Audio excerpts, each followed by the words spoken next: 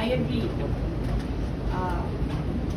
with the assumption that he is a drug addict because he continuously refuses to do a drug test.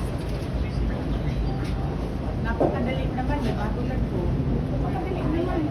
Sinabi ko agad, gusto niyo ng neuropsychiatric test o kung ano ba man yung test na gusto niyo i-rate ko. Gusto niyo ulitin ko yung bar exam. Yan, gagawin ko. No questions asked. Gusto niyo ng drug test? Okay, sabi ko, dagdag ko pa ng drug test. Napakadali ko naman sa akin. Ngayon kaagad na araw na yung nangyari yan. Pero, lahat, sabi ko nga, simulan namin sa Office of the Vice President, drug test. Diba? Dapat,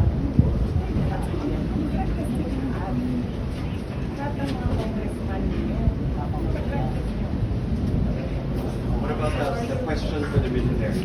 Do we draw support? no, I do not agree with that.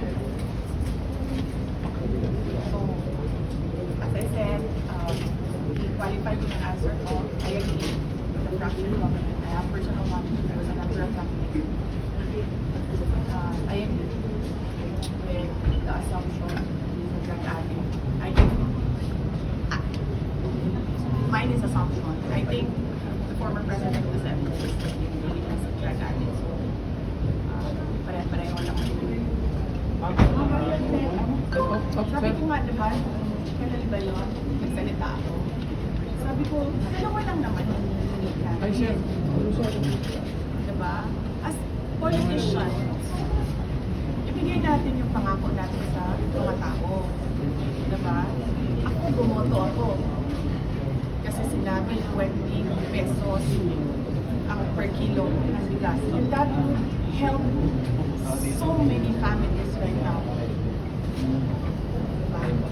Pangalawa, tingnan natin ang katinuan ng lahat.